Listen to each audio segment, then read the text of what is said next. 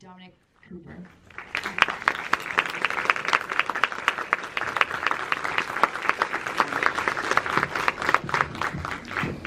Thank you all for being here so early in the morning. so the first question that I will ask you is, this was a deeply emotional examination of depression in a mother and a wife and how it gripped her and her family. What compelled you to tell this story? It comes really from a place of wanting to explore things that they're not the easy bits of life, really, the difficult ones, where you hear about someone, or you actually hear someone say that's what they did, and I actually heard them say that. I was very curious about the process by which they got to make that decision, which must be the most hardest, most painful, most difficult thing for anyone to do. And it was just interesting to hear what that story was. And I like to uncover the difficult parts of life, because in a way they affect us all. In some ways, there's something for everyone in the story.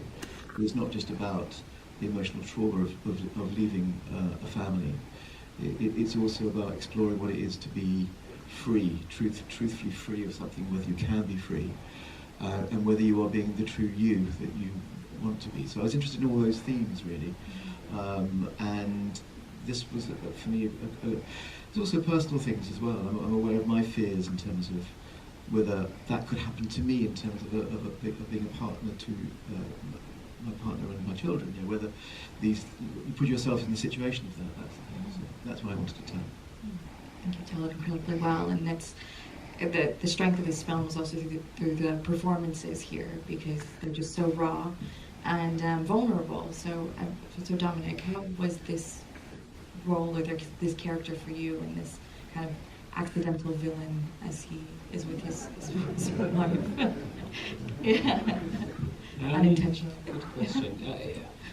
I think we just had the opportunity through time to really get together a lot and chat about who they were and who they've become, and who, throughout the time period in which we see them, what they become. And sort of his desperation to me is particularly sad, because he has no clue how to fix the woman he loves, or how to help her, or how to become the man he needs to be. And that was, I mean, I love being able to portray that with the help of Dominic, because the way in which he works is that he gives an idea of what he thinks maybe would be interesting about a certain scene, and gives us a direction, an opinion on what would be interesting to see laid out before us, and then it's up to us to, having really worked and assessed who we think they are, to then take a sort of leap of faith and a huge amount of trust in Dominic, in that he sees sometimes where it falters and doesn't work at all, and the message isn't coming across, but at other times when it is working,